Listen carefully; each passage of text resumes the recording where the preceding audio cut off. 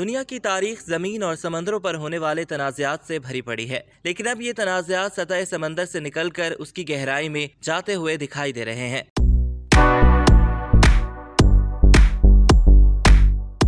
سطح سمندر سے ہزاروں میٹر نیچے ایسے معدنیاتی وسائل کے بڑے ذخیرے موجود ہیں جس کی مدد سے نہ صرف دنیا میں توانائی کا شعبہ ترقی کر سکتا ہے بلکہ موسمیاتی تبدیلی کے خلاف جنگ میں بھی مدد مل سکتی ہے۔ سمندر کی گہرائیوں میں موجود ان معدنیات کا استعمال عسکری ساز و سامان اور ہتھیار بنانے میں بھی کیا جا سکتا ہے۔ سمندر کی گہرائیوں میں پائی جانے والی یہ معدنیات تاحال کسی ملک نے نہیں نکالی ہیں، تاہم چین، انڈیا اور روس کی نجی اور سرکاری ایجنسیاں اب ان معدنیات کو حاصل کرنے کی دوڑ میں ایک دوسرے سے آگے نکلنے کی کوششوں میں مصروف ہیں۔ متعدد ممالک اور ایجنسیوں نے اقوام متحدہ سے منسلک ادارے انٹرنیشنل سی بیڈ اتھارٹی سے سمندر میں ان معدنیات کی تلاش کے لیے لائسنس حاصل کر لیے ہیں۔ ان معدنیات کے حوالے سے ان تمام ممالک اور کمپنیوں کی نظریں شمالی بحر الکاہل کے کلیرین کلپرٹن زون، شمالی بحر اوقیانوس کے مڈ اٹلانٹک رج اور بحر ہند پر ہیں۔ امریکہ بھی اپنی حدود میں موجود سمندری علاقے سے یہ معدنیات نکالنے کی تیاریاں کر رہا ہے۔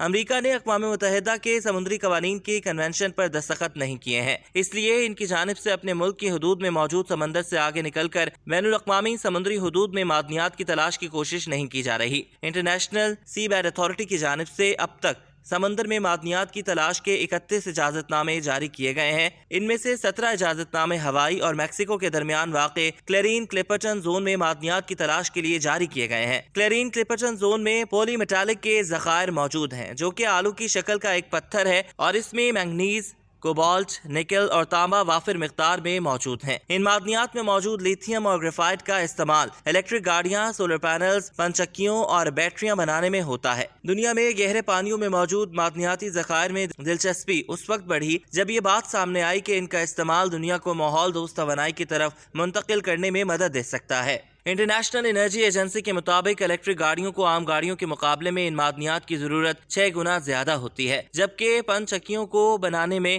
جس ٹیکنالوجی کا استعمال ہوتا ہے اس کی تیاری کے لیے بھی یہ معدنیات درکار ہیں۔ ورلڈ بینک کے ایک اندازے کے مطابق 2050 تک دنیا کی توانائی کی ضروریات کو پورا کرنے کے لیے سمندر میں موجود معدنی ذخائر کو نکالنے کی کوششوں میں 5 گنا اضافہ کرنا پڑے گا۔ اس کا مطلب یہ ہے کہ دنیا کی توانائی کی ضروریات کو پورا کرنے کے لیے سمندر کی تہہ سے تقریباً 3 ارب ٹن معدنیات اور دیگر دھاتیں نکالنی ہوں گی۔ زیر سمندر کان کنی کے حامی افراد کا کہنا ہے کہ زمین پر روایتی کان کنی کے طریقوں سے دنیا کی ضروریات کو پورا نہیں کیا جا سکے گا، کیونکہ سطح زمین پر موجود معدنیات کا معیار دن بدن گرتا جا رہا ہے۔ لیکن زیر سمندر معدنیات کی تلاش سے ماحولیاتی آلودگی پھیلنے اور مختلف نئے تنازعات کے پیدا ہونے کے خطرات بھی موجود ہیں۔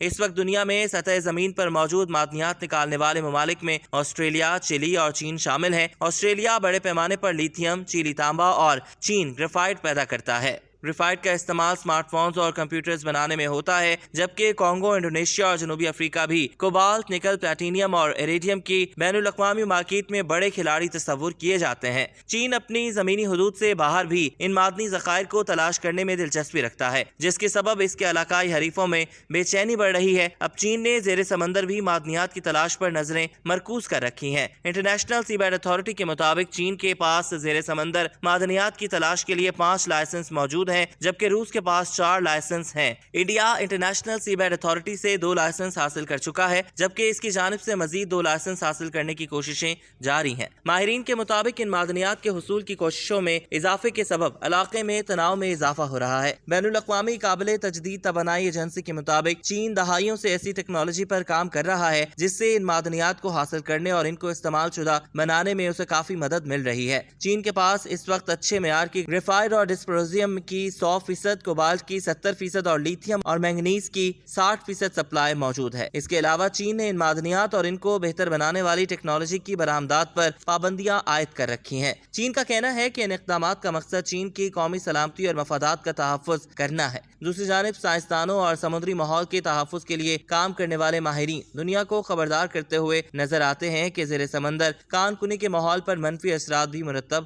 ہو سکتے ہیں۔